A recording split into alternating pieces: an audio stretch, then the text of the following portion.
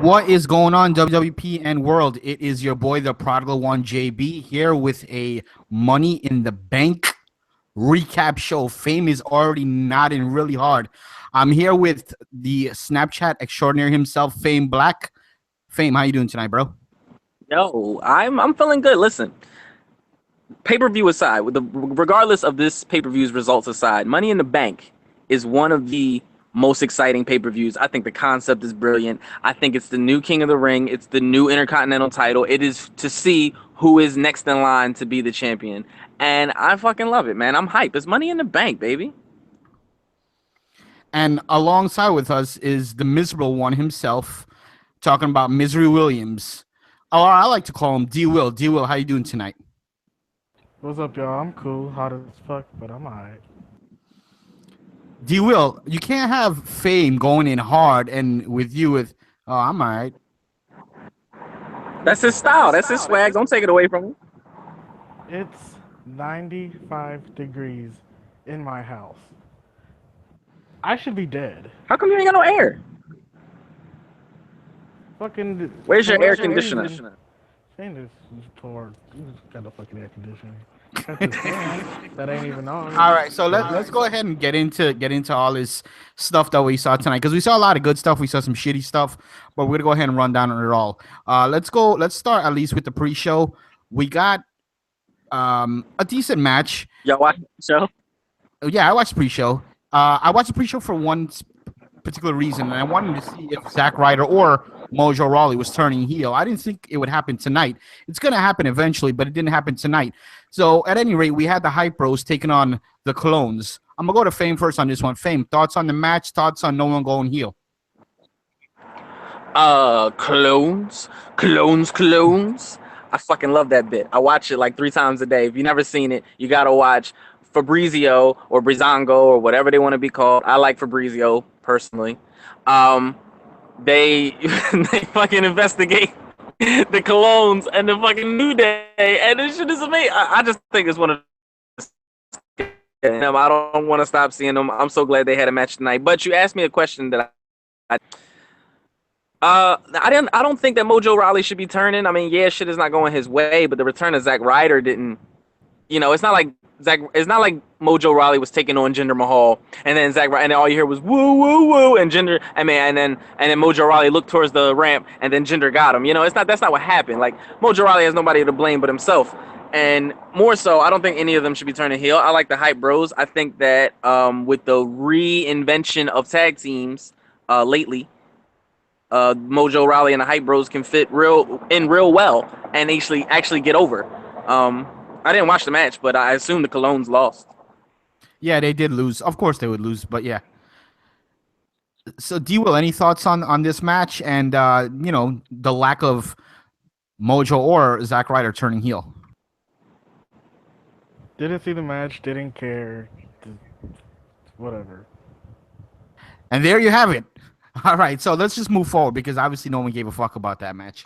The first match, and I kind of had a feeling that they would start out with the women's Money in the Bank match, which I was happy with. We had the women's Money in the Bank match. D-Will, I'm going to go to you first. Thoughts on the match? Thoughts on the finish? What do you think? I mean, it was a good match. I guess considering the circumstances, it was a cool match. The "This is awesome" chant really irritated me, because if the competitors were men, there would be no "This is awesome" chant, because they did very, very little. I mean, when you think of a ladder match, you think of extreme violence and excess, and I mean, I guess they could only do what they could do, considering, this sounds really wrong to say this, but considering that they're women, so the outcome was really shitty. I mean, I get it from a writing and entertainment standpoint why you would have Ellsworth do it that way, but for the first ever women's Money in the Bank ladder match, for it to end on that like that, that's kind of shitty to me. I loved it. I thought it was great. Ellsworth is the man, and I like as he's on the floor trying to pick up Carmella to get her to climb the ladder. I'm like, dumbass, just go up there and get it. And I was like, there's nothing against the rules for that. And I think it was great. Like I thought that ending was really good. He just tossed it down at her. I was really hoping that after he had it, they might declare him the winner because they were talking about 6 participants in the match. And there was only 5. But regardless, I thought that starting off with this match was a bad move. I would have waited to the main event to watch this. I mean, I think the first ever women's Money in the Bank match could have been a lot. I mean, it was highly anticipated, so it could have waited, I feel. But, it went where it went, and I didn't hate it. And Misery is right. They're women. I'm just going to say it's because they're lighter. If the cruiserweights put on a match like this, it'd be more acrobatics and less going through ladders and force of ladders. They're just lighter. I mean, Carmella is what, 100 pounds? Come on, let's be serious. Yeah, I mean, overall, I was okay with the match. I mean, we got what we got. It was the first women's Money in the Bank ever. I know, Fame, you were saying that it should have gone on later, but I think the thinking there was they wanted to have enough time for Naomi and Lana to go on as well in between, and then Carmella kind of tease something because, they're always going to have at least one tease. So I was fine with that. Regarding the ending, I know it got a lot of hate online, and, Fame and D-Will, you guys kind of are on different opposite sides here. I'm kind of right in the middle. I'm okay with all the Ellsworth stuff. I'm fine with it. But I do see D-Will's point, being that this was the first woman's Money in the Bank. They kind of made a joke or a mockery kind of out of the result. I don't think this one's over. I think we're going to see something on SmackDown where Carmella maybe has to defend that Money in the Bank or something happens because it just kind of feels like a hokey finish. So I do see something going on. Do you guys think this is the end? Is Carmella, she's the one? Or are they going to have something else happen? The fuck that. I mean, Kane helped Seth Rollins win. True. But he didn't get the case. So you don't need, he's not a participant in the match. Like, all right, put it like this. If it was a championship belt in the middle and it fell, it's the first person who touches it. So, I mean, to be honest, if Ellsworth grabbed it and dropped it and Tamina grabbed it, then I would say Tamina's the winner. Like, there's no... And here's the other thing, too. Wrestling fans, quote unquote, here, y'all want a decisive end. Y'all want a decisive end to a match or a decisive end to a feud, but that stops the feud. That stops the story. You can't get a decisive end. Of course, it had to be a hokey finish. Now, next year comes around because they're not going to get that many new women. So it's going to be basically these same 5 women in a match and maybe Amber Moon or something. Next year when this comes around, so it'll be like, okay, we have to see this again. Now we got to get a real winner because James Ellsworth probably won't be with Carmella. Like, that's the whole point, is that every time a heel gets over, it's because it's not a real winner. We have to continue. We have to watch SmackDown and see what's going to happen to Carmella. Is this victory legal? It damn sure better be. D-Will, thoughts? I mean, I just completely disagree with all of that. Like, first off, there was no feud really going into this match. They were all just competing for the briefcase, so there should have been definite finality to it. And I walked away coming out of this matchup confused. Like, the rules, even the referees were like, "What the fuck's going on?" I shouldn't be confused. It doesn't make me want to tune in to Tuesday. It just makes me, I need an answer like tonight. Shane should have came out and be like, "No, run this shit back. Ellsworth, take your ass fucking outside. Do the match over." That's lame. How you can't get disqualified in a no disqualification match? I didn't say that. Okay, then he don't have to leave. Okay then, but you made the case earlier about the belt falling, and then whoever touches it first wins. Okay, if the belt fell on its own, okay, there's nothing you could do about that. But there was outside interference with the objective. Yes, qualification. Okay, but when the objective, no disqualifications. But when the objective of the match is that you, the participant in the match, is supposed to retrieve the briefcase. If someone else does it, that's she did retrieve the briefcase. Outside interference. Okay, but just like a ladder match with a title belt, if a title belt falls, if the briefcase was the fall, it'd be the first person to touch it. So let's just say end or weak hooks or Owen Hart and or James Ellsworth in this case. the first person to touch it, the first competitor to touch it, is the one who claims it, which he tossed it right in Carmella's hands. Okay, so say there's a ladder match between two participants. Let's say Triple H, Shawn Michaels, world title in the middle of the ring above Yeah. it. Yeah. And then I don't know, we get Eddie Guerrero coming down. When did this match grabbing happen? Hypothetically speaking, we get Eddie Guerrero coming down, grabbing the belt, and then he like clocks Triple H in the head with it and walks out with the belt. Is Triple H the winner then? No, it's the first person to have it. Actually, I think Eddie Guerrero wins. I think he's the new champion. Actually, that's what I really think. The match is between Triple H and Shawn Michaels. So I mean, what do? You gotta run. You have to run it back because that's just regardless of no disqualification. Okay, in that scenario you would run it back, but in this scenario, Carmella had the briefcase in her possession, like football. Like son, that was in her possession. But the point is to retrieve it. She didn't retrieve it. It was nope. First person to have it. I think we're gonna have to agree to disagree because I mean both you guys have points. In Fame's defense, she did retrieve it. However, in Duel's defense, part of that retrieval means you have to climb up the ladder and retrieve it. So you know she's half and half. Again, the purpose of this is you want to see what's gonna happen on Tuesday. Although Duel is saying he doesn't care, he's still gonna want to tune in on Tuesday to see what of course to see what happens. Let's be real. But more important than the first woman in the women's Money in the Bank, or Carmella, or a hokey finish, or James Ellsworth. Will, my friend, we had a bet, a challenge. Ooh. Can you please tell the people listening, for those who do not know, what that challenge was?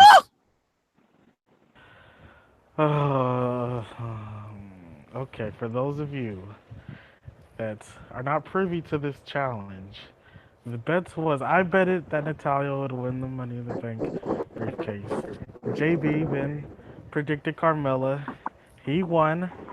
And as a result, I have to be recorded having makeup put on me by my girlfriend as I sing the praises of JayB. Yes.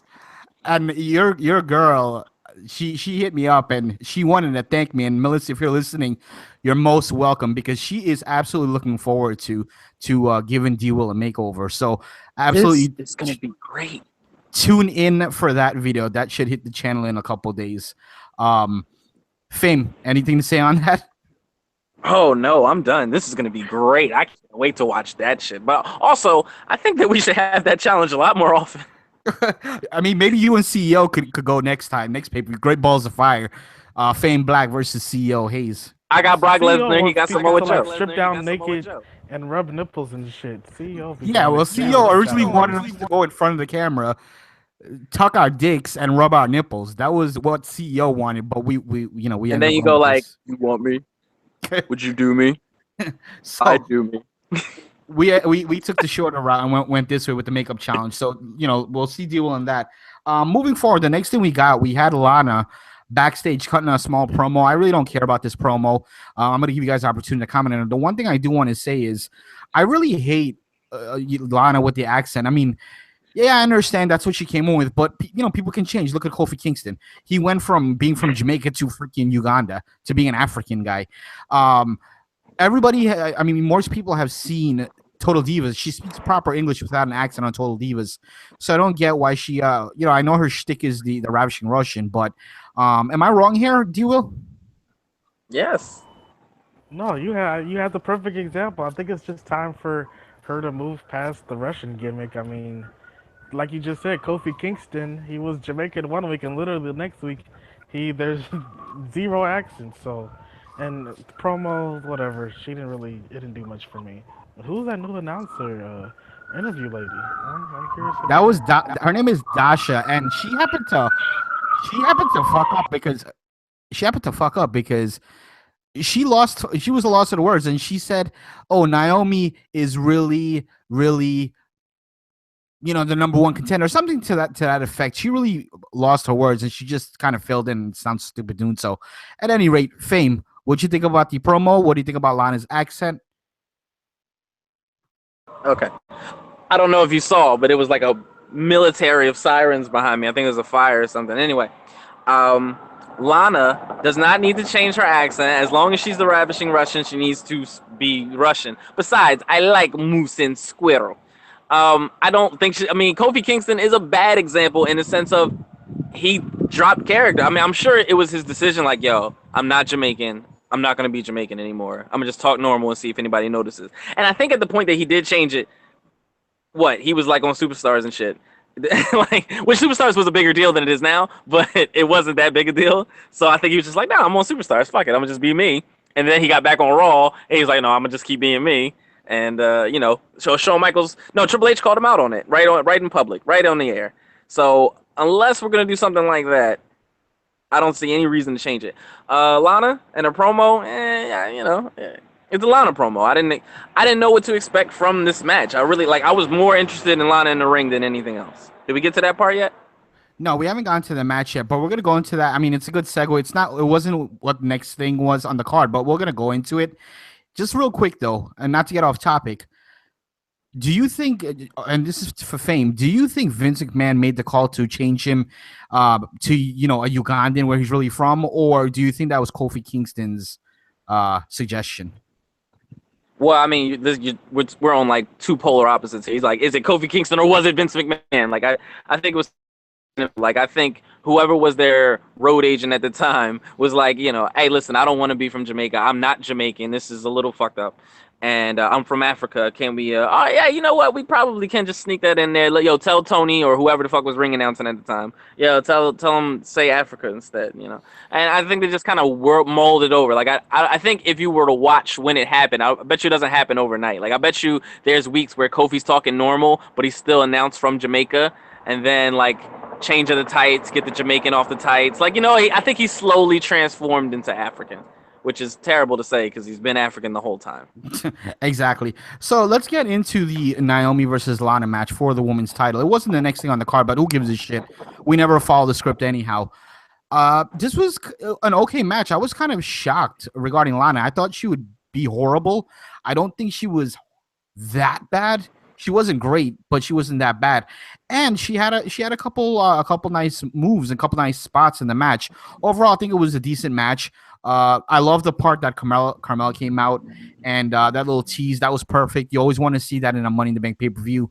And this goes back to why they had that match first versus, the actual title match. I'm going to go to Fame first on this one. What did you think about the match? What do you think about the antics from Carmella and Lana making her first singles match debut? Hey, man, listen. I don't know if I said this publicly, but people were mad that Lana got how she get a title shot, man? How she get a title shot? Blah, blah, blah. Lana has won exactly as many singles matches as Sting did when he got his WWE title shot.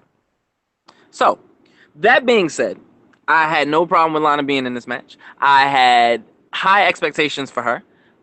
They were met. I think she did very well. I think that she has, this is not her first go. I mean, her husband is Rusev. You don't think they wrestle in a bedroom? And I'm not talking about sex. I'm just saying, like, he teaches her shit, like, for real. And then they have sex.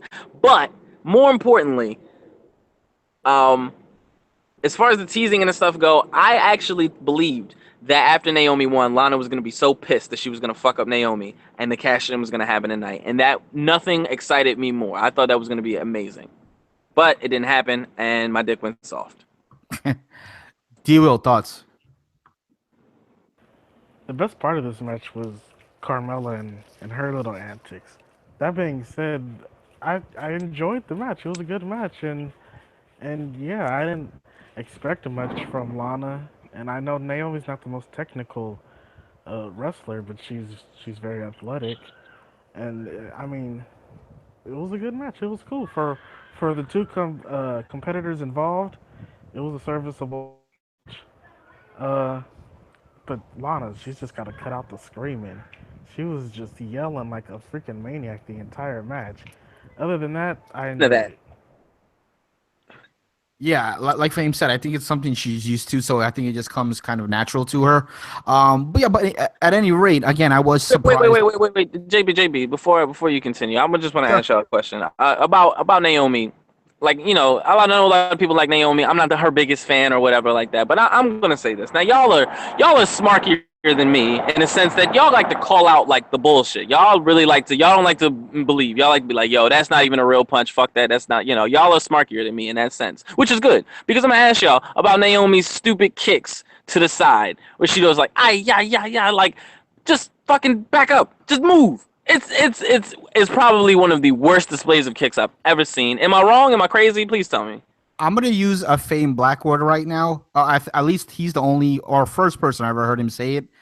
I'm talking strictly kayfably right now. Kayfably, if I'm fighting Naomi and she does that, I either back away or push her off. That's number one. Number two, those kicks have absolutely zero behind them. She's barely touching Zero the person. power. Zero power behind her. I could be wrong. Maybe D will see something else. Maybe he's analyzed it more than I have. D will, what do you think? I mean, it looks like just an exercise routine, really. But like, I mean, I don't mind it. It's a novelty. It's just a novelty, so I don't really mind it. I like my favorite novelty of Naomi's is when she does the corner and then she shoves the person's head into her butt. Oh yeah. A lot of her moves consist of her butt, like the rear view and all that. She must be an awesome fuck. To the debauch. What Lana was wearing. Her ass was just out there the entire Oh yeah, man. That was all about. Oh, that dirty Elsa thing she had going on. I don't know what. Lana's my dirty Elsa. I'll let it go. This show is quickly turning into something like a normal night at the debauch. But let's go ahead and move forward. To the debauch. Let's go ahead and move forward. We got the Usos in a tag team championship match against New Day. I predicted this ending. If you guys listen to the Money in the Bank preview show with me and D'Andrew Bello, this is the exact outcome I predicted, that the Usos would kind of grab their belts, walk out, and get counted out.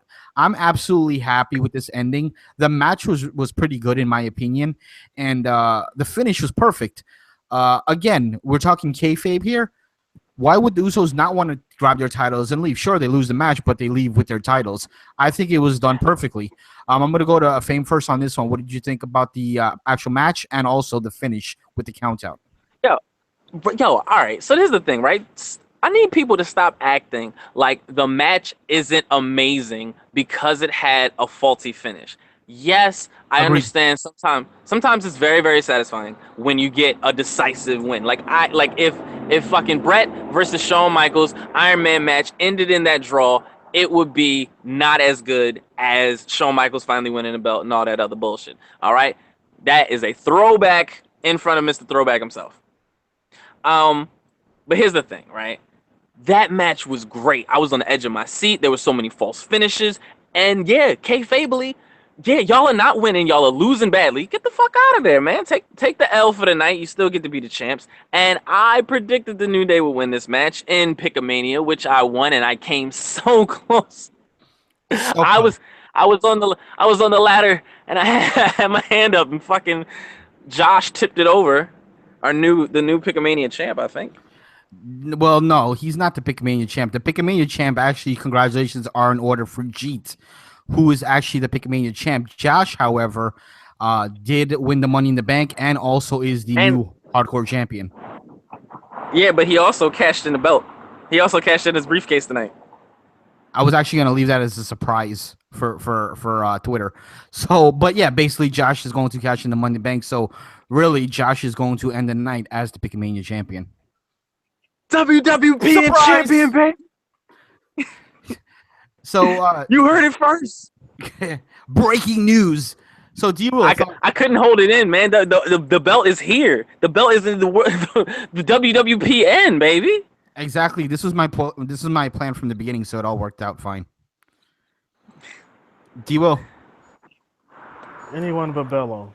So I'm happy. But he's WWPN, bro. Could give a fuck. He's beat. I'm so sick of Andrew Bello. He beat me. He eliminated me from the tournament for Pick-A-Mania Championship. That's number one. Number two, I was literally screwed 100% screwed out of the King Booker challenge. And then just in the chat room, just the other day, I proposed that Goldust would make a good world champion on SmackDown. And the entire chat was like, oh, boo, that's a terrible idea. Dimitri's trolling, and he's trolling. But Bello comes in. Bello comes in, and he says, you know what, guys? That might not be such a bad idea. And the chat room absolutely explodes like, yeah, that's a great idea. Praise Lord Bello. I'm so fucking sick of Bello. I can't fucking stand it. Bello What are has we talking about now? Bello has that Trump factor. Woo! I feel a promo coming on. I wish I could listen to that again. Oh, you listen. You need to download that. That was great. Faye, my thing is Bello's your tag team partner. Listen, me and Bello are tag team partners on the Red Zone, the greatest Raw review show since the dawn of time. But, however, Bello is not my best friend in Pickamania. I'm pretty bitter over a hard loss to the Money in the Bank challenge. So I will let D Will speak his mind tonight, but he better not cross that line. He didn't say anything about the Red Zone, so there you go. So for anyone wondering what the fuck we're talking about, Pickamania is something we've designed. It has about 24 podcasters / YouTubers in it, and it's just a Pick'em league. And tonight we had our first champion crowned as well as Money in the Bank. So that's why everyone's talking about it. But getting back in line, D Will, thoughts on the Usos and New Day? Oh, the match was great. And JB, are you in the writing room? Because you predicted this outcome. I mean, almost to the T. I think pretty much to the T. You said if I was in the writing room, she would be a lot better. Trust me. Well, you're only in the tag team match meetings, but yeah, you predicted that this exact outcome. They were just gonna grab the belts, bounce, and get counted out. So, yeah, match was great. Finish. I didn't hate it. I didn't dislike it. I didn't love it. I mean, it was there. It was cool, and it made sense. And as long as it makes sense, it's a win in my book. Absolutely. Now, honestly, I think it would be too soon for the New Day to be champs. I absolutely agree 100% Fame. Even when they had a lot of false finishes than normal in a tag team match. And every time the New Day was about to win, I kept on saying, oh, shit, are they really going to have the Usos drop the title so early? But last question on this before we move forward, and this is to both of you guys, starting with Fame first. Is this feud over, or is it just yet beginning? And it on a count out. I mean, the New Day, they got more to say, man. I don't know how the Usos are going to slime their way out of this, really. Do you will? I mean, I think more tag teams are gonna get involved. I mean, they mentioned American Alpha today. Can you hear me? You guys hear me? Yeah. We can hear you, Duo. Go ahead. You good? You're good. Yeah, they mentioned American Alpha today during the match, and I just feel like maybe one more match for the New Day, and then American Alpha comes back in and feuds with the Usos. They're definitely not done with the New Day, but I just feel like the American Alpha, I feel like they're due to be put back in the mix. Are they clear though?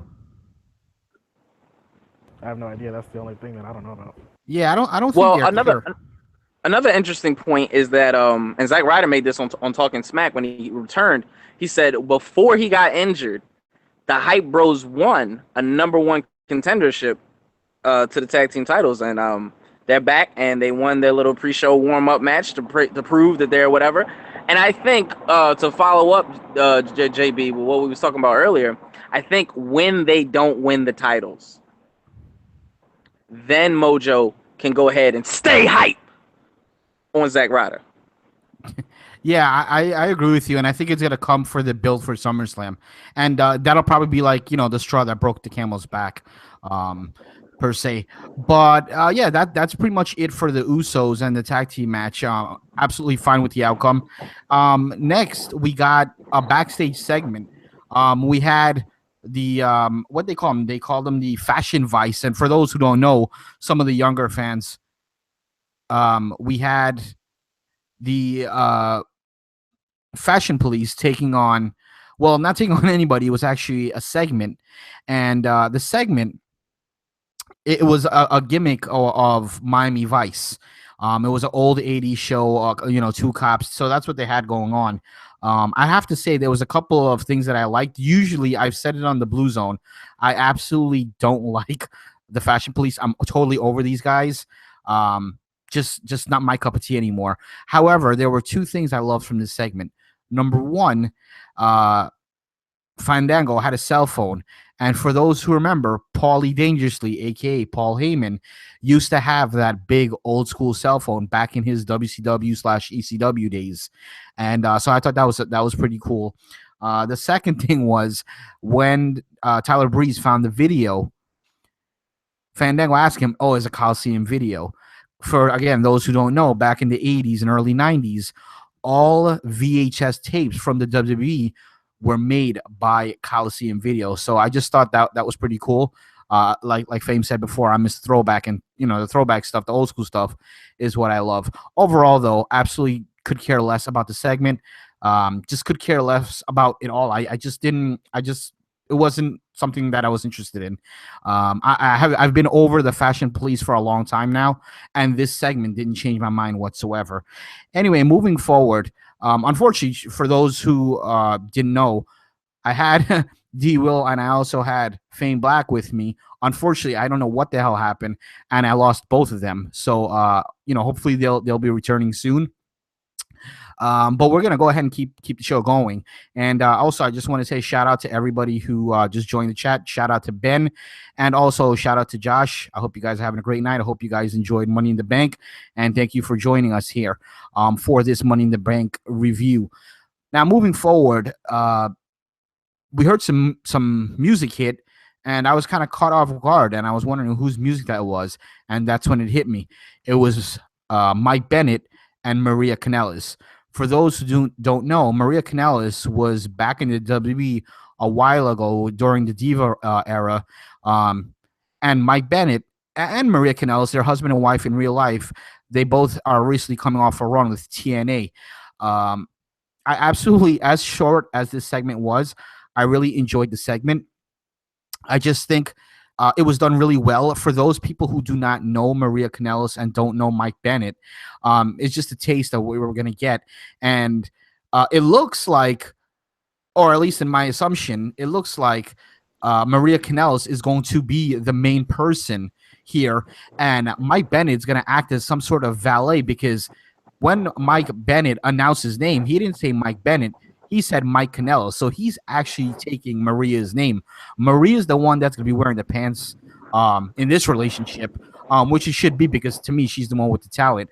Fame, welcome back. I know we kind of lost you for a second. I was just going over Mike Bennett and Maria Kanellis. I don't know how familiar you are with them. I know, Maria had a run with W back in the day, and also Mike Bennett's in TNA. I know you've probably seen TNA. Thoughts on them coming and debuting in WWE? Well, to disagree to your point, only on one aspect, JB, I think that he's Mike Kanellis because the fans already know Maria. Oh, hey, Misery's back. Yeah, so I think it's just the fans are already familiar with that name, and it's just like we're just rebranding a new character with a new character. So yeah, but I also think that he's going to be the valet, and yeah, she's way more talented, and God, does she look amazing to the debauch. But yeah, man, I'm excited to see what they're going to do next. Deal, I know you just got back, but we were just talking about Maria Kanellis and Mike Bennett, or in this case, Mike Kanellis. Now, D-Will, are you familiar? I know you're probably familiar with Maria, but are you familiar at all with Mike Bennett? I know who Maria is. I have no idea who that guy is. Okay, I figured that. He came from TNA. That's actually Maria's husband in real life, and also they've been up here in TNA. So yeah, they're coming off of TNA. Any first thoughts on him? He looks like he. From the impression I got is he's the woman in the relationship, and like she's like controlling everything, paying the bills, making the bread. I don't know. He just seems like the bitch. Yeah, I absolutely agree with that. That's exactly what I was saying when you lost connection before you came back. That's exactly what I was saying. Now, It's true. what's that? I said it's true. Right. So the thing is, Maria is not all that great in the ring, at least in my opinion, but she's absolutely freaking amazing on the mic. And I think she's going to give Charlotte and Alexa Bliss, although Alexa Bliss is on the Raw brand, I do think she's going to give Charlotte a run for the money as far as best female on the mic, not only in SmackDown, but in Alexa Bliss's case, in the entire company. Fame, am I crazy thinking that? I mean, I don't think Charlotte is the best on the mic, but she's definitely gonna beat the trash out of Naomi. Who, Maria? Well, let's talk about that. In all aspects. I hate Naomi on the mic, by the way. Oh yeah, I can agree with that, and she just doesn't sound right. She sounds awkward. In ring skills is definitely better than on the mic. But does Maria get a straight shot to the title? Well, I mean, Carmella just won the Money in the Bank tonight, so you got to think at least Carmella's going to get a run before Maria. I think Maria is eventually get a run, just not right now. Plus, we have Asuka looming in NXT. Her call up is going to be sometime within the next 3 months. I'm assuming 3-4 months maybe tops. I think before 2017 is over, Asuka's getting called up. Does Maria jump everybody here? What do you think?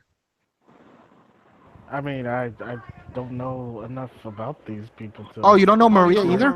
I know Maria, and she was just a dreadful wrestler, but she was pretty to look at, and so I just don't know.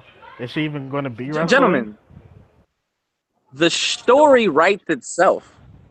What other female on the roster has a man as her valet? Exactly. So when Carmella cashes in and then she beats Naomi again somehow through trickery, her foil will be the face that is Maria Kanellis and her man, which will be the only way to, combat the Ellsworth interval. No, not interval. Injection. That's better. That sounds dirtier. Yeah, I mean, go ahead, Dio.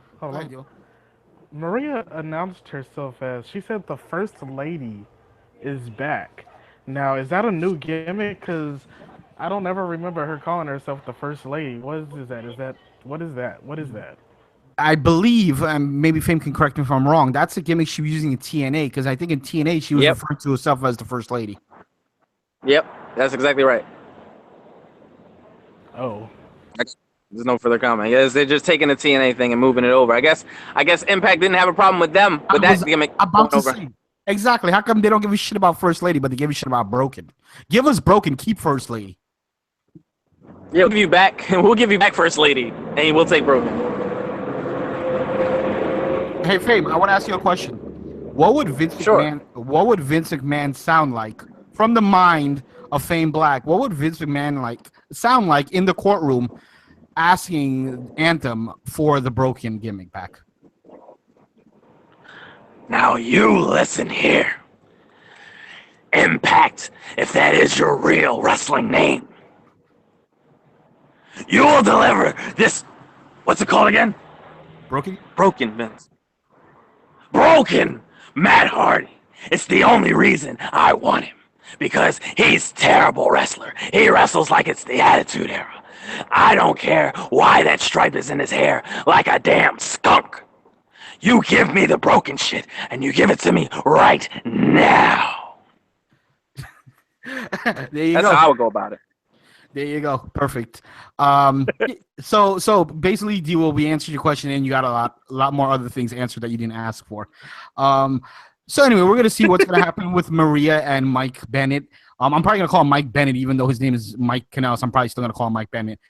Moving forward, we had the World Championship match. Jinder Mahal, the modern day Maharaja, taking on Randy Orton. Actually, what's that? No, I'm sorry. Go ahead. Before that, they introduced all the legends in the front row. I don't remember everybody who was there. I know Sergeant Slaughter was there. Ric Flair was there. Cowboy Bob Orton was there. Greg Gagne was there. Baron was there. And I think I'm forgetting somebody. I don't remember. But at any rate, they had a couple legends there. That was a little bit of a nice touch. But at any rate, we had the World Championship match. And I thought it was, first of all, I thought it was weird that they were having this match first and not the main event. Only because it takes us away from the suspense that we were talking about earlier as far as Money in the Bank goes. That's number one. Number two, I don't know if anyone realizes or cares, Jinder Mahal is the champ, and he actually came out. He came out second versus coming out first, and usually the champion comes out first. So, unless if I'm mistaken, or is it the other way around? Wait, I just lost my train of thought. No, flip it. Is the other way around? Okay. The champion comes out second. The champion comes out second. He came out first. That's what I meant. I apologize. He came out first. Wait, am I saying that right again? He came out first. Yes, Jinder Mahal came out first. Yes, okay. Jinder Mahal came out first, and the champion usually comes out second. However, Randy Orton came out second. I understand they were in St. Louis, and it's that's his hometown and whatnot. At any rate, I don't know if that's a big deal or not to you guys, but I want to go to D-Will first. What did you think about the match? What did you think about the vets being front row? Did you care about that at all? And the overall match and the finish? The match was good. I really enjoyed the match, and I think a lot of people probably aren't going to say good things necessarily about the match because there wasn't a whole bunch of flippy shit, and the internet hates Randy Orton because he doesn't like to dive, and they hate Jinder Mahal even more because he's brown. So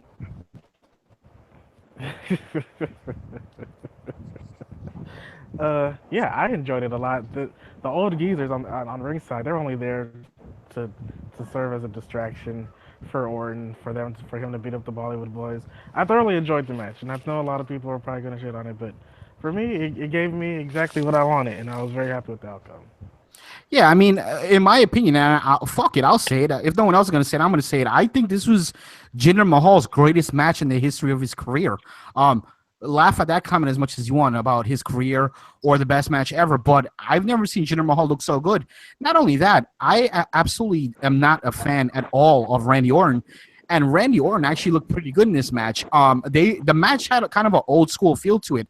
I mean, Jinder Mahal as the heel was focusing on one body part of Randy Orton, which happened to be his leg. That's old school wrestling. I thoroughly enjoyed the match, and I feel this is Jinder Mahal's best match ever. Not only that, for all the critics saying, oh yeah, it was his greatest match ever. Let me tell you about Jinder Mahal. Jinder Mahal looks great. I don't know what he's doing. His diet is amazing, but more to the point, Jinder Mahal is brown, like Misery Williams said, and I love brown guys. When they're bad, I can make a bad guy brown. That's how I do it. That's how I made so much money in the 80s. Oh, yeah. Fame McMahon himself. Yeah, so as I was saying, it's Randy Orton is just, not me. Shout out to Salrex Entertainment in the chat room saying Randy Orton is boring. Number one, Randy Orton is absolutely boring. Also, another shout out to Salrex. Salrex has been making a lot of graphics for us. In the upcoming weeks, you'll be able to see some of those graphics, including the thumbnail for this video, which you'll be seeing once you go look at this. He's the one that made the thumbnail. So again, Salrex, thank you so much. On Twitter, I believe it's at Salrex Gaming. So thank you again on that. So moving forward, yeah, I think this is a good match. For all the critics saying, hey, Jinder shouldn't be the champ, I think this performance should speak for itself. Was it a 5-star match? Absolutely not. But he's done a lot better than a lot of other guys. D-Will, what do you think on this one?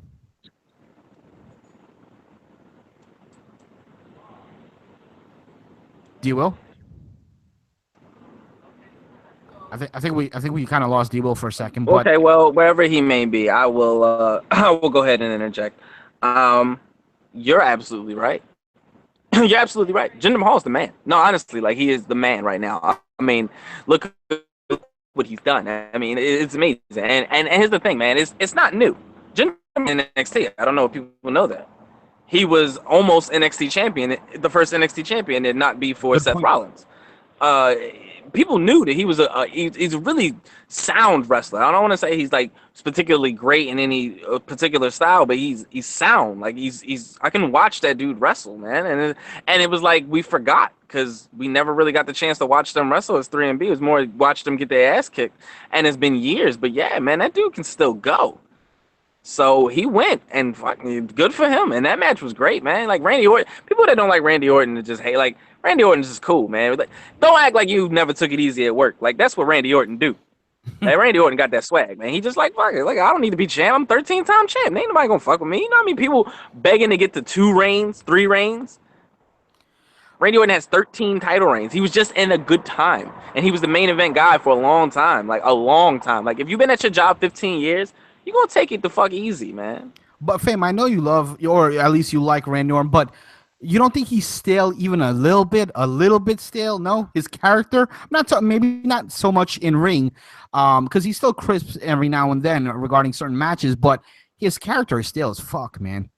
I think, well, what's he going to do? All of a sudden be different? Like, no. Like, you got to tell the story of who he is, and it's just like Randy Orton was always this kind of boring, but it was interesting because he was like dark and he had voices in his head and he might occasionally punt you in the head, and that was cool. That kind of Randy Orton has fizzled out a little bit, but he can get his fire back. Like when he did his thing with Bray, people were into it, man. Like he was kind of going around doing what he was supposed to do, and I feel like he has those moments where things are on fire. Like when he went, his rivalry with Daniel Bryan was good. That's pretty recent.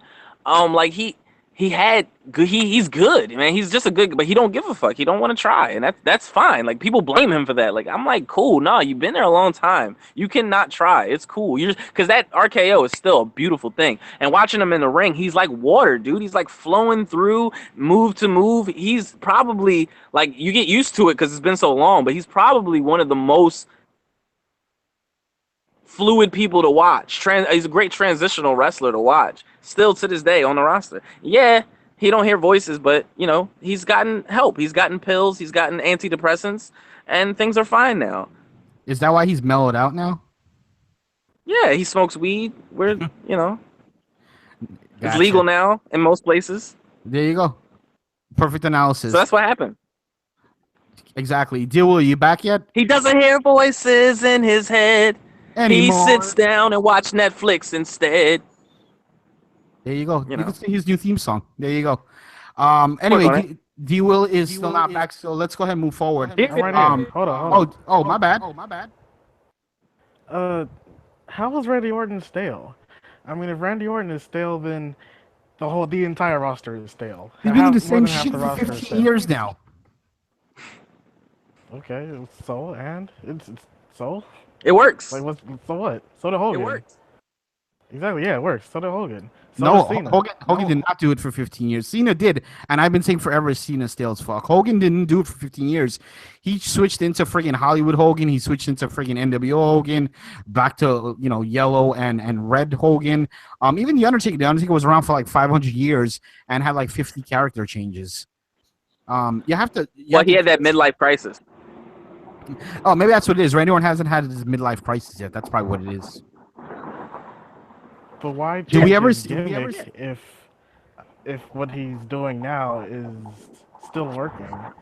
I mean, like, how do you go from being the Viper to anything else right now? He's already established himself. Exactly. That's what I said. What about Cowboy Randy Orton? Yeah, that'll work in 2000. Yeah, that'll work. That's a good one for 2018. Yeah. So, okay, I think that's enough. I've had enough talk about Randy Orton. Let's get into the final match of the night, which is the men's Money in the Bank match. My thoughts going into this match was that it's going to be good, but it actually surpassed even what I thought it would be. The ending, it was what I expected, unfortunately. But overall, I am very pleased with the match. A lot of good storytelling points, especially with Nakamura at the beginning and then coming back out later. Really, really good storytelling. A lot of good spots from a lot of guys. Pretty much everybody had some interesting spot. Fame, I'm going to go with you first on this one. Tell me about the match, the spots to finish. What'd you like? What didn't you like?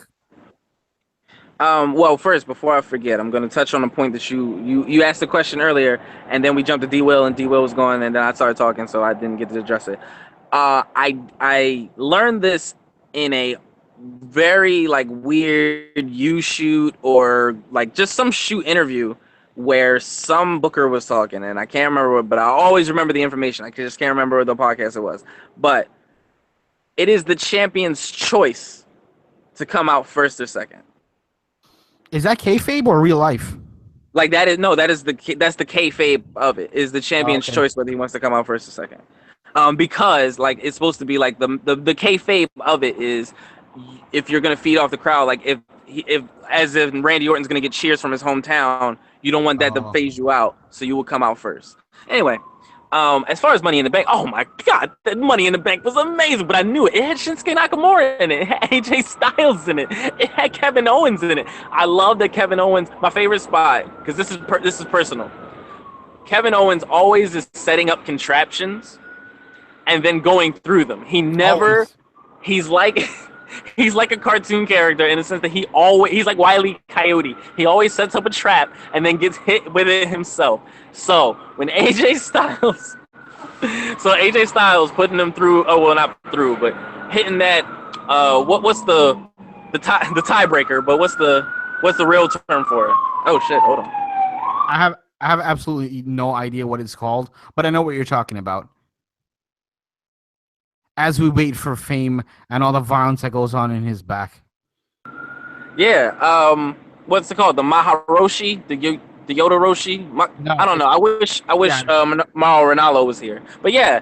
Yo, that through the table. Through the ladder was great. Like, I love that spot. Like, I don't know what it was about it. I just love watching Kevin Owens go. Maybe because he's fat. I just like to watch him go through shit. I just like to watch bad shit happen to him, but it's part of why I love Kevin Owens. So, I mean, that's my personal favorite. Corbin, I should have fucking picked it. I knew it. He's young. He's a heel. Why not? It makes sense. But damn it, I went ahead and picked Ziggler for a two-timer, and I don't know why I did that. Ziggler, by the way, phenomenal. I didn't expect anything less. He's really stepped up his game. I think he's a more interesting character than he's ever been. I think beating AJ Styles really put him over and people, it was like, oh, they traded wins. But the way that he beat AJ Styles the first time, I thought that was amazing. Super kick to the back of the head. That's not a cheap shot in my book. That's a decisive victory in my book. Dolph Ziggler beat AJ Styles, and nobody talks about it like when John Cena beat AJ Styles. But it's okay. It's okay. Dolph Ziggler's the man on the low key. How about Shinsuke getting attacked before the match even starts and then coming back in with the heroics? Oh, I mean, that was great too. You got to build him up. I knew he wasn't going to win, but I mean, that's a surefire way that you're not going to win. But that's what I would do, man. I would take out Shinsuke, man. Like that dude's dangerous, man. You see that dude's feet? He's the king of strong style, man. I've been telling bitches that, and they've been really interested. So I'm telling you, I can't. Do you tell me you're done the king same of thing. strong style, or he's the king of strong style? Now, what purpose would it serve me to tell girls that Shinsuke Nakamura is the king of strong style? I don't know. Maybe you into role playing. I don't know. Oh, and then my god! So then I tell them that I'm Shinsuke, and then I like drop the violin music, and I come into the bed doing the fucking. Exactly. As you jump into the bed. They give her the King Shasa, if you feel what I'm saying. Try that next time. D-Will, I'm going to go to you as Fame is planning out his next attack. D-Will, what'd you think about this Money in the Bank match? Strong style. It was a good match. Really? Yeah. Really? I mean, you know what?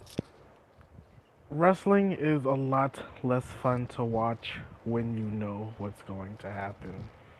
Rumors for weeks, Carmella was going to win. And when she won, I was less enthralled. Rumors for weeks that Corbin was going to win. And when he won, I was less enthralled. Okay, so I mean, it really took me out of it because I too, as well as Fame, picked Ziggler to win because I really thought that he was going to win it again. That's just my pick, 'cause I guess that's just what I would have done, maybe. But Corbin, I just felt like he was so obvious. And when it's okay if it's obvious and it makes sense, but this is just too obvious. And we had two obvious winners tonight in both Money in the Bank ladder matches. And it really took away from my enjoyment. Like Corbin won, like, yeah, of course Corbin won because the dirt sheets just reporting it ad nauseum, shoving it down my throat. And I'm not even going to the dirt sheets to try to find this information. You go on Twitter and it's just up and down your timeline. Oh, rumor has it, reports have it, and everybody's saying Corbin this and Corbin that, and it just when he won, I was just like, damn. And like, Vince needs to do something because who the fuck is the Stooge reporting this information Who to is these leaking fucking? this? Leaking this? Yeah, exactly. I think Who's leaking the information? Because that's just absolutely ridiculous. Find them and cut their head off. I think there's more than one stooge. That's why they're never gonna find who the stooge is. I'm sure there's multiple people that know these things. Oh, I'm gonna find the Stooges. I'm going to find the Stooges. They're gonna be fire. But more so, I got my good friend Donald J. Trump looking into it with the Russians. We're gonna figure it out. Who's leaking my winners? Once again, Faye McMahon. Now, but the thing is, I think multiple people are leaking it. Now, D. Will, I understand what you're saying, but I know you said you saw a lot of it on your Twitter timeline. But before this pay-per-view, since WrestleMania, I have not looked at the dirt sheets at all, and I have to say I've been surprised at some of the outcomes because I didn't know pre-hand who was going to win. I don't know why the hell I looked at the dirt sheets and read stuff this time because it took away the fact. Because I think if I didn't read the dirt sheets, I would have been shocked as hell that Carmella won, and I probably would have been shocked to some degree that Corbin won, considering who else was in the match. So the dirt sheets does ruin it at times. That's why leading up to WrestleMania, CEO and myself made an agreement not to read any dirt sheets leading up to it. And I can't really speak for him, but I know I followed it, and it made WrestleMania that much better for me. Yeah, I knew the Hardys were coming back, but everything else was pretty much a surprise for me. So, yeah, you got to... Well, FameBlack told you that. What, about the Hardys? FameBlack told you the Hardys were coming back. Yeah, you did call all the way back in November. You did call that early. But yeah, I think dirt sheets are kind of ruining wrestling to a certain extent, because even if you stay away from the dirt sheets, like D. Will says, it's like up and down your Twitter timeline. You go on Facebook, it's all over. You go on any wrestling forums, it's all over the freaking place.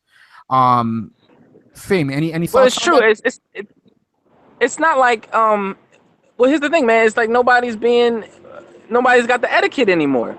I know personally for me, like I took a break from podcasting in general for about 4 to 5 months. I was wrestled out, and it was mostly because like I'm not a dirt sheets guy. I don't even look ahead to NXT to see who was gonna win, and that doesn't even mean shit. Like honestly, you could just watch Takeover to Takeover, and you could still get everything that you need. But I don't even look up that. Like, so I know personally, like people would come to me because I do this, because I wrestle podcasts. And Fame, what do you think about the dirt sheets that said da da blah blah? Like, goddamn, nigga, what's the spoiler alert? Like, I don't understand what's happening right now. So, yeah, it's not that the dirt sheets are there; they've always been there. Like, I remember being 12, 13 years old and going online to see who won on SmackDown Wednesday morning. Before it aired Thursday, and if you go look for it, then there's no shame in that. If that's how you want to do it, that's how you do it. But there's got to be etiquette, man. When you're tweeting out shit, you need to put spoiler alert or click this. Like, don't just put it out there. And like I'm gonna, like, me personally, I know like FameBlack will unfollow you. FameBlack will click unfollow so fast. I think I only follow like 60 people on Twitter in the first place. Like, I will unfollow somebody so fast for spoiling shit. Like, and I say like, yo, hit me with the spoilers, man. Like, say spoiler alert. That's just common courtesy. I hear you on that. And Ben is in the chat room right now. Ben is making a great point. For those who don't know, I if you want to call it part-time, I like to do sports betting. They call it sports handicapping. I'm a big fan of that. And on one of the sites that I use, there's always a wrestling category. I try to stay away from it because 99.9% of the times, whoever's favored on the betting lines usually ends up winning. There are times that they're wrong, but 99% of the times they're right. And basically that's what Ben in the chat room was saying. He said, you got these stupid betting odds websites that have the inside scoop ruining fun of predictions as well. These betting odds sites have been 90% accurate over the last 18 months. And he's absolutely correct on that. Have either of you guys ever heard of these betting sites and ever seen them? Yeah, I have. I recently looked into it because I was like, once actually Pickamania made me go, is there a way to bet on this shit? And legally, and I started looking into it. So yeah, I have run into that. And yeah, there's a lot of fucking favors, and yeah. Yeah, but you know, when you want to win money, that doesn't bother me as much. Exactly, but no one. There shouldn't be, at least through the normal betting sites. Nobody in their right mind should be betting on wrestling because the odds are just not favorable. I mean, it's usually crazy, Card is subject crazy. to change. Yeah, well, it's card subject to change, and it's usually like crazy ass odds. Like, okay, for example, like Usos versus New Day. I'm just giving an example. Like the Usos may be favored, like negative 800, meaning for every $8 you bet, you only win $1. And then some hokey finish like tonight, New Day wins by count out. Now you just lost a shit ton of money. So depending on how much you bet. But anyway, that's enough for the betting. Right. The betting shit. No, that's absolutely right too. You should never. You should. I don't think people should bet on predetermined shit. Like somebody know. Exactly. Like that. That's completely unethical. Now that I think about it, because like if I'm Jinder Mahal, I'm gonna go ahead and make more money by betting on Jinder Mahal to win the WWE, then retain the WWE title because I know I'm gonna fucking win. Well, let me just tell you guys a quick story because I do this a lot, so I know. There happen to be now the way the odds work in wrestling, they're way large. So no one in their right mind should really be betting on wrestling, on these odds because they're just not favorable. But there was a time that the odds were just like any other thing, any like NBA, baseball, hockey. It was just normal odds. But there happened to be one match that a heavy underdog actually won. And a lot of these betting sites lost shit tons of money. And since that one match, they have betting limits now, and the odds are not favorable anymore to the point where it doesn't make sense to bet. Does anybody have any idea what match that was? Do you will? Which one? Do you have any idea which match that was? I have no idea. Fame, are you still with us? You kind of stuck out a little bit there. Okay, I think Fame is having some connection issues, but that match was Brock Lesnar versus The Undertaker. Brock Lesnar was a gigantic underdog, and he happened to win the match, and the betting sites lost shit ton of money for the people that did take Brock Lesnar. Just a little. What's that? I think like right before the show started, wasn't there a huge swift though? Wasn't there a huge change for Brock Lesnar winning the match? I think I read that or heard that somewhere. It could have been. Normally, what happens in betting? Right before the event starts, they call it. Can you hear me? Yeah, we can hear you. Oh, okay. Did you hear my guess? No. What was your guess? It was Brock Lesnar versus Undertaker. That's exactly what it was. It was Brock Lesnar versus The Undertaker. And to answer Diego's question, what happens right before the pay-per-view starts, normally you'll see a big swing of money going in one direction. And usually wherever that money is going, they call that the smart money, and that's usually going to win. The reason why I think that happens in wrestling is I think that's what happens when guys who work for WWE, maybe Vince McMahon himself, are making bets. And I know,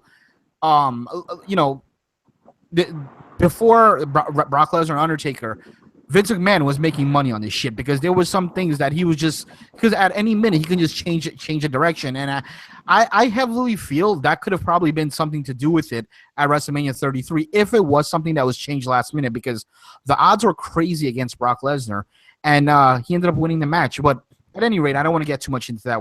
This is not a a betting thing, so yeah, I mean, that pretty much wraps it up for us. I do want to get both of you guys' opinion on one more thing before we take this one home. We have Corbin as the Money in the Bank holder. We have Jinder Mahal as the champ. Are these two going to face off at all, or when does Corbin cash in that Money in the Bank, and who does he cash in against? D-Will, I'm going to go to you first on this one. I have no idea who's going to cash it in on, but I will say this, in my opinion. He's going to cash it in, and he's going to fail. Ooh, really? You think? I do think so, yes. Even though they're it feels like they're a little bit high on him because they've been saying forever he's going to get a push. You still feel that way? I do. I still feel that way.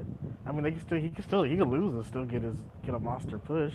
He could win it sometime down the line after the fact, but right now, from what I can see going forward, because we get 12 months until he can cash it in. So who knows when he's going to do that? But right now, with the current landscape, if he cashes it in, he's not going to win. Fame, agree, disagree?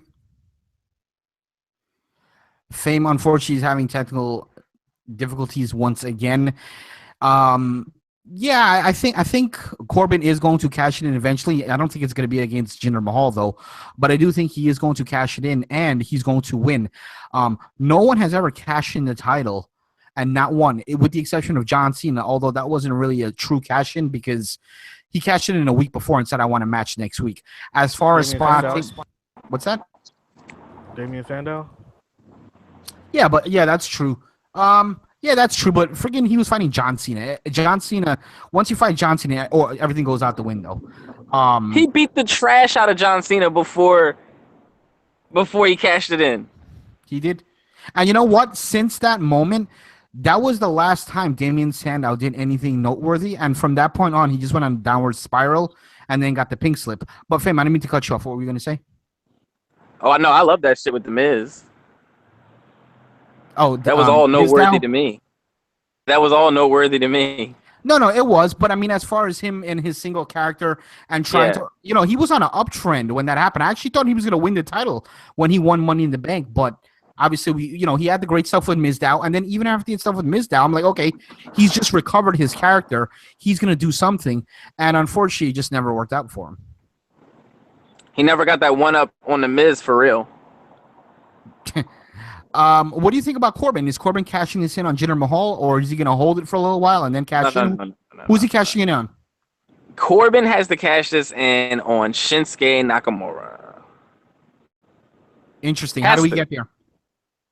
Okay, I mean, don't label me a King Booker or anything. I'm just saying, Jinder Mahal right now, he's a bad guy. He needs a number one contender. So pull up AJ Styles. If Jinder Mahal can knock off AJ Styles, pull up a Shinsuke Nakamura. Now you got a face that just lost. Now you got an ultimate face. All right, this is like bringing in the Megazord to take on Jinder Mahal. You feel me? So then Jinder Mahal is going to lose to Shinsuke Nakamura, and the night that Shinsuke Nakamura becomes champion, here come Baron Corbin to take it all away from you. Yeah, I can see that. But one of the best cash-ins, and I talked about it. Royal Rumble. I don't know what show I did. I feel like I did so many shows this last week. I said it on one show, and one of the shows was I'd love to see someone fight someone for the title, lose the title, and I lost my train of thought. But what I wanted to say was what Ben is saying in the chat room, because I agree, was he said it's going to be cashed in after John Cena wins the title from Jinder Mahal at SummerSlam, and that's when Corbin's going to cash in. I can absolutely see that happening. However, that's a good one too. It is, but do you think it's going to be seen as 17 title reign? Is that considered like them shitting on the 17 title reign? Shouldn't the 17 title reign, him breaking the record, be this big deal, big celebration, or is it like a gut wrench thing that they just take it away from him quickly? What do you think on that? Him tying the record should have been a much bigger deal. He lost it 2 weeks later. So they better damn well make the 17th title reign something spectacular. Agreed. That should be... No one's going to like me saying this. But that should be a year-long title run plus. Give him the Lesnar treatment. If he's got to go film some shit, he can take a couple months off his John freaking Cena. Yeah, what do you think, Fame? I don't know, man. Jinder Mahal needs to defeat America. But then again, if it's going to be John Cena's 17th title reign, what's more American than beating Jinder Mahal? Like, that is the most American thing that people do. Beat brown people. In New York. That's just real. That's exactly where it goes down.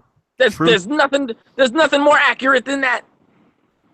Yeah, I just hope they don't, for Ric Flair's sake, I just hope they don't do something like that and have Cena win and then lose it right after the fact. I really hope Cena and Jinder Mahal do fight at SummerSlam and Jinder goes over cleanly.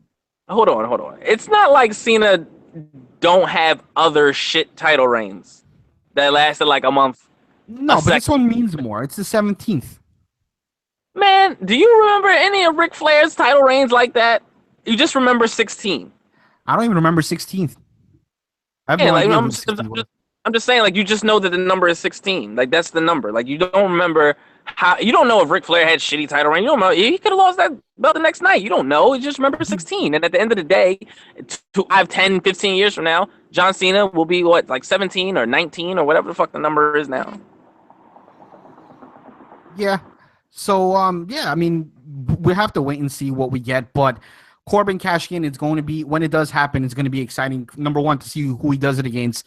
And number two, if he even goes over. Which D. Will is saying he thinks he's going to cash in and lose it. I don't think that's going to be the case. I don't think they pull a Damian Sandow on this one. What about Carmella? Who does Carmella cash in? And does Carmella win it? D. Will? I have no idea. I don't want to see her with the briefcase very long. I feel like she's gonna cash it in on SmackDown, probably against Naomi. Probably. I see the cash in being very soon, probably between SummerSlam and Survivor. Yeah, I could actually see the cash in happening this Tuesday at SmackDown. I initially said it wouldn't be so quick because it's the first women's Money in the Bank that's happened. So it'd be kind of weird that they wouldn't make more of a big deal out of it rather than just have it cashed in so quick. But yeah, Carmella's about to cash that thing in on like Tuesday. That's what I just finished saying. Like, I think she's going to cash in on Tuesday. As much as I'd like them to make a more big deal out of it, due to the fact it's the first one, I can see it happen. I can see them saying, "Hey, you know what? We're going to have to review this and see if we're going to take this away from her." And she's like, "Yeah, fuck that. Before you can review this and take this shit away from me, I'm going to cash it. I'm going to use it." I mean, kayfabeally, that's what you want to do. Like, as soon as your champion is vulnerable, fuck her up. That's the name of the game. Absolutely. Do you will any thoughts on that happening? Cash in on Tuesday? That sounds like an ideal situation. I'm all for it. But you know that won't happen because that takes too much creative thought to put together. So. Yeah, I mean, we could sit here and talk hours about WWE creative, but the one edge that we have, although Fame may disagree on this, I still feel SmackDown booking is a little bit better than Raw booking. I'm not being biased because I'm on the Blue Zone, but I just feel it's a better product. It's more spontaneous, less predictable, and I always say when wrestling is unpredictable, that's when it's at its best. But yeah, I mean, that's really the Money in the Bank review show. That's really all we got. There's one thing that Raw does better than SmackDown. What's that? They're currently doing right now. There's one thing that Raw is doing better than SmackDown. What? Stalking?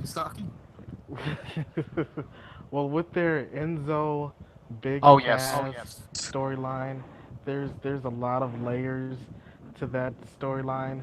I mean, at least that's something they're trying with that. But I will say this. It is still early, and they have so much time left to fuck that up, which I'm sure they'll figure out a way to fuck that up. But I agree with you. That is a very intriguing storyline.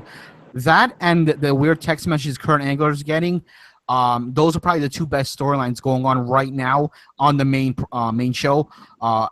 One of my favorite storylines going on right now is NXT, and it's the whole thing with Ciampa and Gargano. But I don't want to get into all that. Let's go ahead and close this one up. I'm going to go to Fame first. Tell the people where they can reach you and all the exciting things you got coming. Ooh. Had to find the right key to do this in. You can find me on Twitter at FameBlack. You can on YouTube at FameBlack TV and FameBlack ENT and FameBlack Snapchat. Speaking of Snapchat, who said Snapchat? Who? FameBlack did. Go to FameBlack on Snapchat. Every day I'm snapping things to inspire your life, things to get you over in life, things to make you win, things to make you laugh, things to make you cry every day on Snapchat at FameBlack. And if you missed the episode, they are coming to YouTube, but it's not over. You want to hear some wrestling? Sure. Why don't you listen to the Red Zone on the WWPN.com? The WWPN.com. The Red Zone, me and CEO Hayes and the babyface assassin. I get that. He kills people. The Andrew Bello D Will's mortal enemy at the moment, covering Raw the best way we know how, with stories like who's texting Angle and who shot Enzo. On Tuesday nights on the Tuesday morning. I don't listen. Download it. Go to the website and download it right now. D Will. Gentlemen, repent, for the kingdom of heaven is at hand. Ladies, Oh wow. if you have one boob that's bigger than the other, you can find me on Twitter at Misery Williams, MiseryWilliams. Holla at your boy. And actually, I did forget one thing before I go into my close. Ratings. We didn't do ratings tonight. Fame, what'd you rate it out of 10? I'm gonna go ahead and give it a solid 8. 8. That Money in the Bank match was amazing, and so was the tag match. 8. Cool.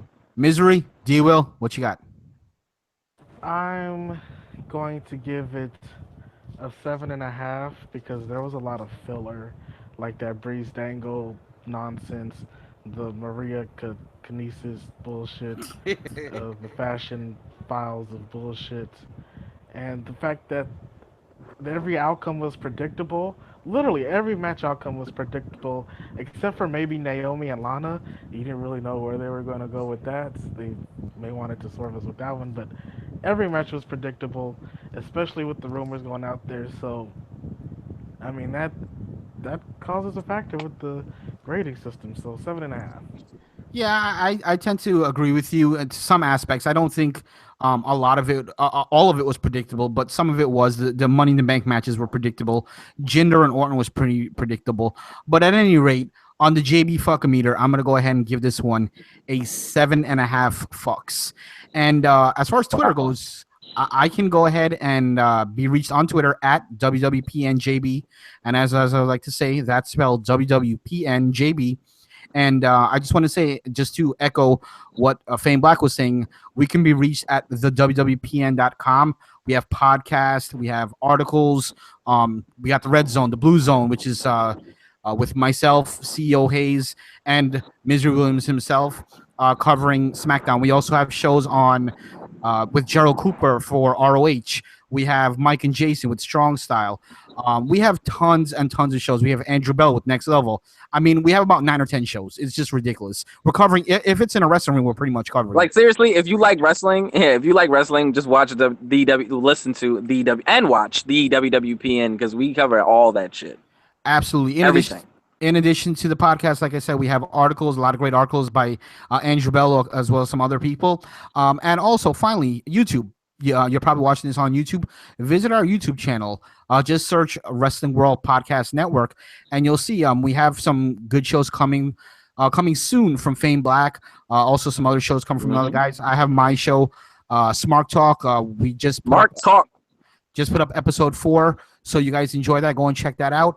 And really, that's all we have for tonight. We just want to thank everybody for viewing, listening to the podcast, continue to support us. You know, the boss man, CEO Hayes, always says we don't have fans, we have supporters. So we thank each and every one of you for supporting us. And as the boss man likes to end it, we thank you and we love you. Peace.